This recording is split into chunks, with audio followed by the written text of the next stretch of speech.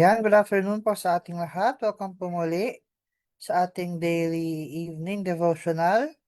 Para po sa hapon na ito, tayo po ay makinig sa final message na ating mga pakinggan for this Sabbath day. Ang ating program po ay simula ng ating opening song and opening prayer po ng kung sino man po ang who's ever willing to volunteer po may lead the opening prayer. And our speaker for this afternoon ay si Brother Elmer Rago. So, sana ay bigyan natin sa kanya ang panahon na ito at ang ating mga pandinig, puso at isipan ng ating lubusang maintindihan ang message na kanyang ibabahagi sa atin this afternoon. And after po nun, tayo ay magkakaroon ng discussion kung sino man po ang nais magbahagi. If anyone would like to share any insights or thoughts, or pwede po kayong mag-unmute ng mics and turn on your cameras after. And after po nun, tayo dadako sa ating closing song and closing prayer. So yun po magiging program at kakasunod-sunod ng ating daily evening devotional ngayong araw. Ngayon po tayo dumako na sa ating opening song and opening prayer. And muli po, welcome sa ating lahat, sa lahat ng kasama natin ngayon, sa Zoom and sa Facebook Live, and may God bless us all.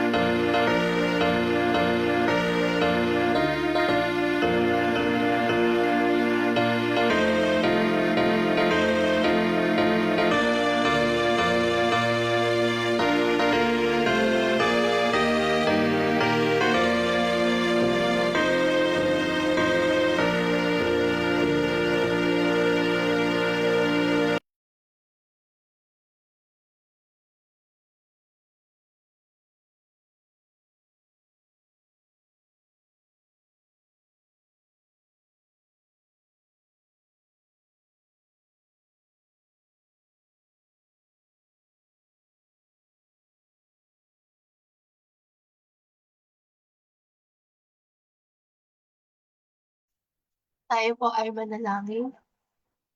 Ama namin banal, ang tahanan niyo po ay nasa kataasan ng langit. Maraming salamat po sa inyo po.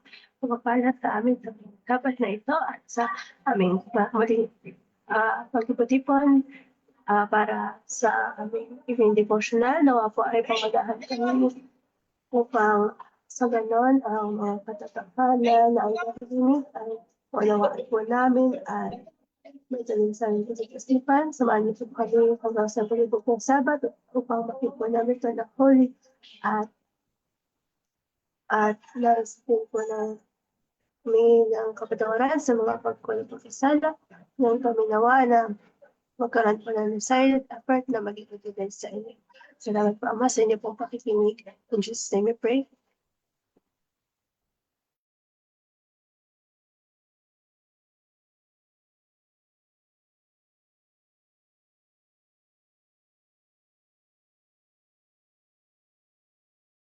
Magandang gabi po sa ating lahat mga kapatid. Ang atin pong pag-aral ngayon dito po sa libro na God's Amazing Grace, June 6, titled Infinite Suffering. In Hebrew chapter 2 verse 18, sabi po dito, "For in that he himself hath suffered being tempted, he is able to succor them that are tempted." Would that we could comprehend the significance of the words Christ suffered being tempted. While he was free from the taint of sin, the refined sensibilities of his holy nature rendered contact with evil unspeakably painful to him. Yet, with human nature upon him, he met the arch apostate face to face, and single-handed withstood the foe of his throne. Not even by a thought could Christ be brought to yield the power of temptation. So kung titignan natin mga kapatid, ang ating Panginoong Hesukristo, siya po yung great example natin na kung paano na pagtagumpayan ng ating Panginoong Hesukristo mga kapatid yung mga temptation, ganun din tayo. Kung tayo ay rooted, grounded by His Word. Sabi dito, what a sight was this for heaven to look upon. Christ, who knew not the least taint of sin or defilement, took our nature in its deteriorated condition. Yung ating likas mga kapatid na pagiging makasalanan, kinuha ng ating Panginoong Kristo. This was humiliation greater than infinite man can comprehend. God was manifest in the flesh. He humbled himself. What a subject for thought, for deep, earnest contemplation. So infinitely great that he was the majesty of heaven, and yet he stooped so low without losing one atom of his dignity and glory. So, makita natin mga patino kung gaano katibay ang ating Panginoong Kristo. Yung tibay ng kanyang paniniwala sa kanyang Ama. Na hindi siya natitinag mga kapatid kung kahit anuman ang dumating sa buhay niya na mga pagsubok. Nalagpasan ng ating Panginoong Kristo mga kapatid. He stooped to poverty and to the deepest abasement among men. For our sake, he became poor, that we through his poverty might be made rich. So, isipin natin mga kapatid, yung ating kahirapan, kinuha ng ating Panginoong Hesukristo lahat in order na maibigay niya sa atin ang isang kayamanan. Now, ang tanong nito mga kapatid, anong klaseng kayamanan ang ibinigay sa atin ng ating Panginoon? Kayamanan ba ito sa spiritual? Kayamanan ba ito sa physical, mental, and even financial mga kapatid? So yun, dyan sa parting yan, gusto ko pong iwanan mga kapatid yung katanungan na yan. No? Kung saan tayo doon nagiging mayaman. the world had lost the original pattern of goodness and had sunk into universal apostasy and moral corruption. Yes, totoo po yan talaga mga kapatid. And the life of Jesus was one of laborious self-denying effort to bring man back to his first state by imbuing him with the spirit of divine benevolence and unselfish love. So, kita natin mga kapatid, even sa ating panahon ngayon, kung ano ang klaseng kung anong klaseng apostasy, yung pagtalikod sa atin ng kung paano tumalikod mga kapatid ang mga tao sa ating Panginoon. No? Makita talaga natin yan even sa ating gobyerno. Kung ano pa yung mga bagay na mabubuti, makikita natin ngayon even sa Senate mga kapatid na tumatalikod sila at pumapanig sila doon mga kapatid sa hindi tama. But the purpose of our God through the life of Jesus Christ, gusto ng Panginoon mga kapatid na ibalik tayo doon sa ating kalagayan na walang kasalanan, na makita ang unselfish love sa buhay natin mga kapatid. While in the world, He was not of the world. It was a continual pain to Him to be brought in contact with the enmity, depravity, and impurity which Satan had brought in. But He had a work to do to bring man into harmony with the divine plan, and the earth is connection with heaven. And He counted no sacrifice too great for the accomplishment of. So, ang buti ng ating Panginoon mga kapatid, although ang sanlibutan o tayong mga tao ay nailayo na talaga doon sa tinatawag na presensya ng Panginoon, pero yung plan of redemption, yung plano ng pagliligtas ng ating Panginoong Diyos mga kapatid, through Jesus Christ, gustong ibalik ng ating Panginoong Diyos kung ano yung buhay natin na pagiging banal sa harap ng ating Panginoong Diyos. No? Gusto niyang ibalik mga kapatid ang mga tao doon sa plano ng Panginoon before nagkasala ang tao mga kapatid. Na sa ating panahon ngayon, patuloy ang Panginoon mga kapatid na nagbibigay ng reminder through His written documents mga kapatid. Araw-araw, tuwing umaga, gabi, lagi tayong pinapaalalahanan ng Panginoon mga kapatid na mamuhay at manatiling banal sa Kanyang harapan sa pamamagitan ng ating ginagawa, morning and evening devotional, in order na manatili tayong pure sa harap ng ating Panginoong Diyos. No? Upang tayo po mga kapatid ay maibalik doon sa Kanyang original plan o original design kung paano ang Diyos mga kapatid gumawa sa atin. Nakasama doon ang Kanyang anak na ating Panginoon Kristo na dinisign nila ang tao mga kapatid, tayong tao dinisign na tayo ay mapagmahal, mapagbigay, hindi maramot mga kapatid. At higit sa lahat mga kapatid, yung kalagayan natin dati mga kapatid na abundant. Kaya nga mga kapatid, doon po sa John chapter 10 verse 10, si Satan mga kapatid pumunta dito upang magnakaw, sumira, pumatay.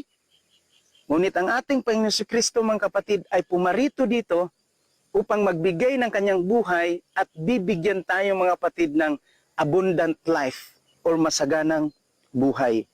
So before tayo nagkasala, napakaganda ng ating buhay. Kung basahin niyo po ang book na The Story of Redemption, napakaganda ng ating kalagayan before tayo nagkasala.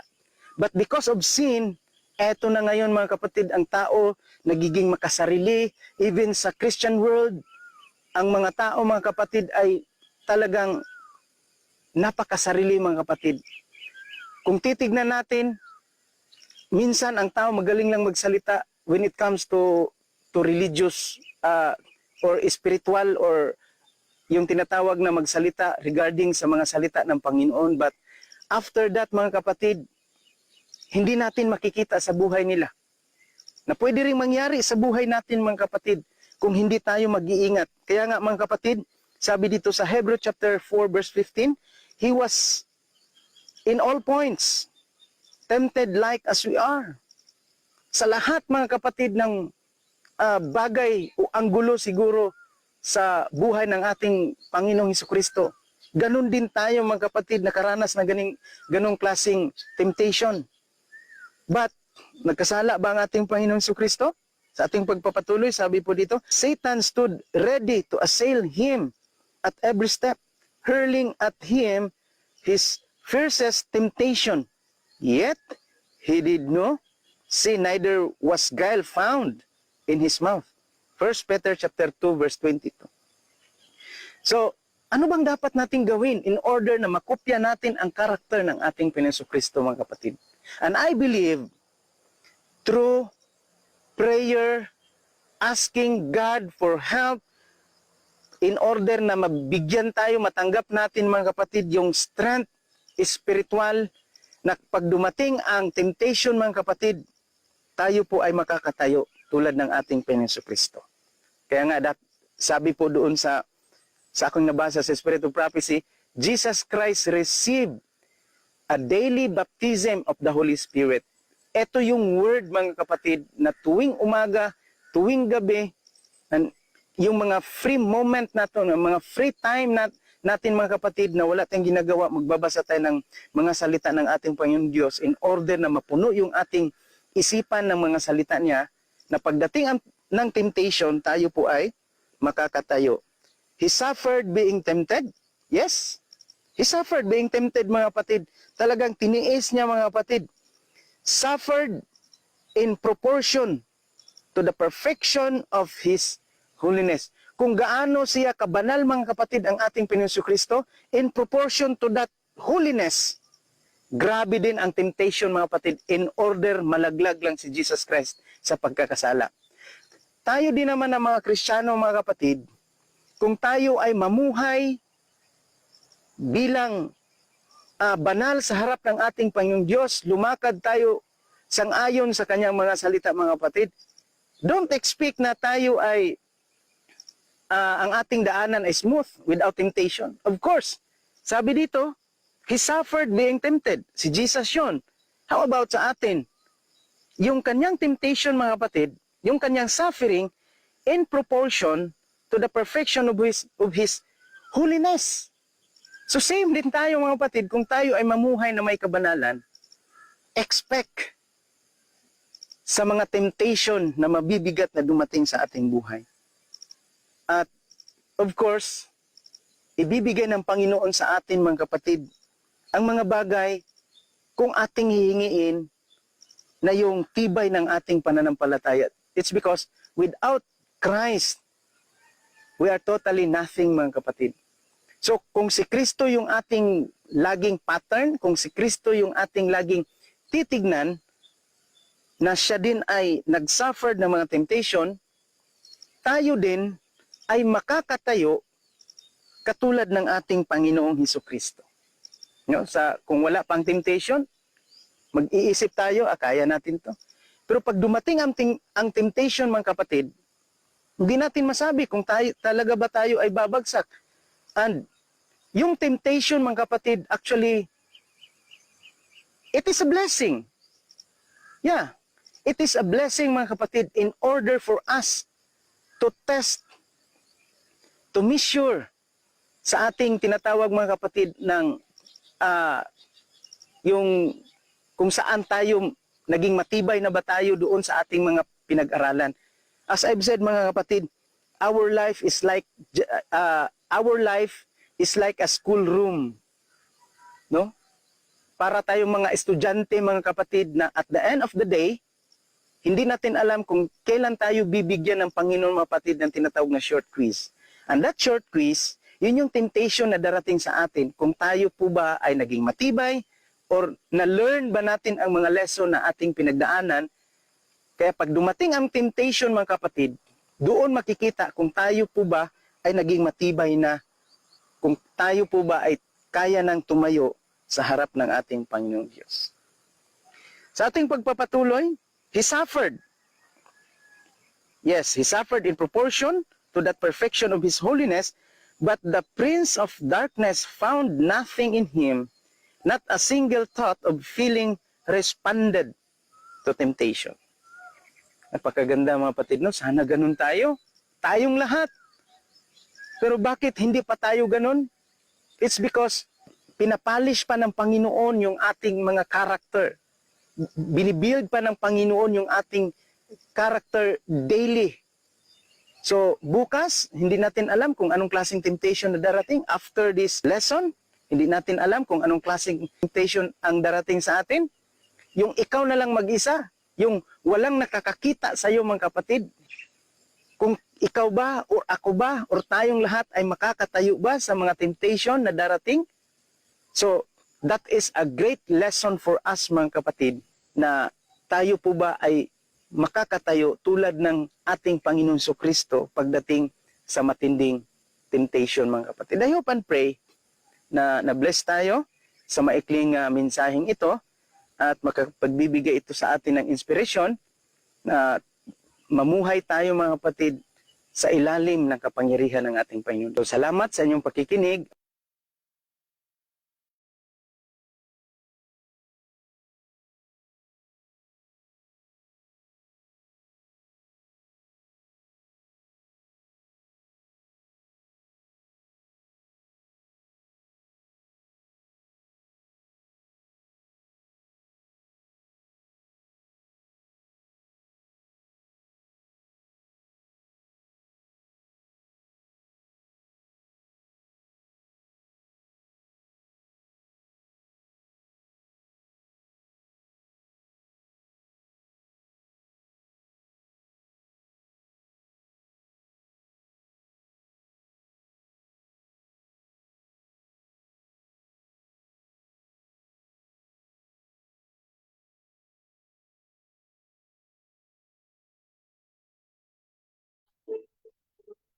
Uh, Maybe Sabbath, just want to add some word there. I didn't understand your language very well, but one point that I pick it up about Christ. Christ was suffer like us, but Christ surrender his will to God, and Christ gives himself to God, and he dedicated his willpower to God. So in order to we in here, we need to dedicate our willpower to God, because God has given the power to us. So we need to pray hard and dedicate our will into God, like Christ did, and then we will overcome everything. But we need to pray and we need to be strong in the presence of God. Thank you. Thank you, Brother Ezekiel, and thank you po sa ating speaker, Brother Elmer. Napakaganda nga po ng ating devotional. Ano po? Makita nga natin dito na yan, nag-suffer nga rin po si Jesus nung siya ay tinatapos dito sa lupa. And kaya naman, naiintindihan niya yung pinagdadaanan natin and kaya niya tayong matulungan din. Bagaman yun nga, siya ay hindi kailan na nagkasala, ay buo yung kanyang experience sa pamumuhay sa ating mundo. And yun nga, he encountered every evil dito sa mundo and it caused pain sa kanya, pero willingly niyang tiniis ang lahat ng ito para sa atin. Ano po? He took on Satan, every one of Satan's attacks. Pero yun nga, hindi siya nagpa-talo dito kahit sa kanyang isip lang. Kaya naman yung kanyang victory ay nagpapakita na yung temptation ay hindi kasalanan. Pero yung pagsuko dito, yun yung kasalanan. Dahil, ayun nga, di ba? Na-experience niya firsthand yung tukso. Pero, yun nga, kaya naiintindihan niya mismo ang ating mga pinagdadaanan. At He offers us strength and sympathy and help kapag tayo ay nahihirapan na ngang kalabanin yung temptation. Pero yun nga po, sino po ang may mga nais idagdag sa atin ngayon?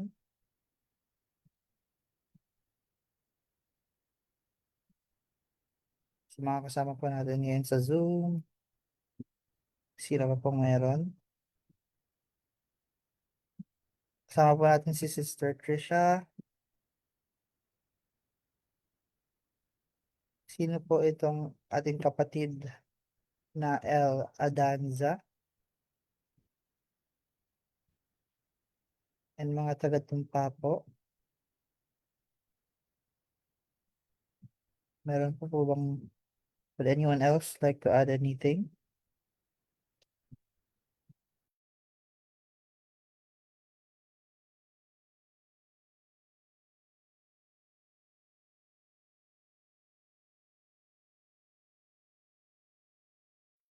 Yan, kung wala na po, tayo ay dumako na sa ating closing song and closing prayer.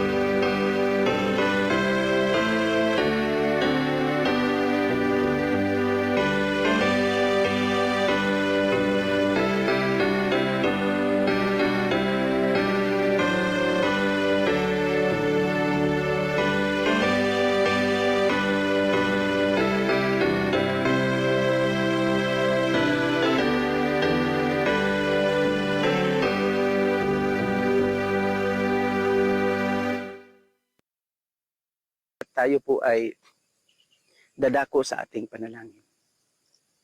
Mapagpala po naming Diyos, maraming salamat Ama sa inyong kabutihan, salamat Panginoon sa inyong mga reminders sa amin. At tulungan niyo po kami Panginoon na makatayo sa temptation na darating bilang test sa amin Panginoon kung talagang kami po ba ay natuto sa mga lessons na araw-araw po naming pinag-aaralan. Patawarin niyo lamang kami sa aming mga nagawang pagkukulang at pagkakasala at ipagkaloob niyo po sa amin ang spiritual strength, Panginoon. Salamat sa pagtugon, pagdinig sa aming mga panalangin sa pangalan ni Jesus. Amen.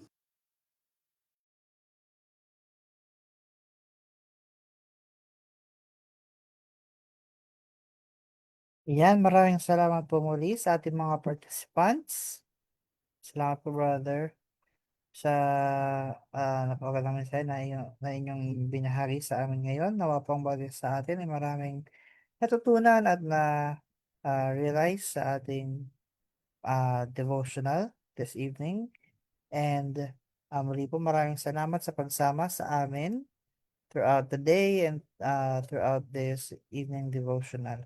Sana po ay tayo magkita-kita muli sa ating mga online programs every 5 a.m. in the morning and 6 p.m. in the evening. And muli po, thank you and Happy New Week sa ating lahat. Ito na po nagtapos ang ating program this evening.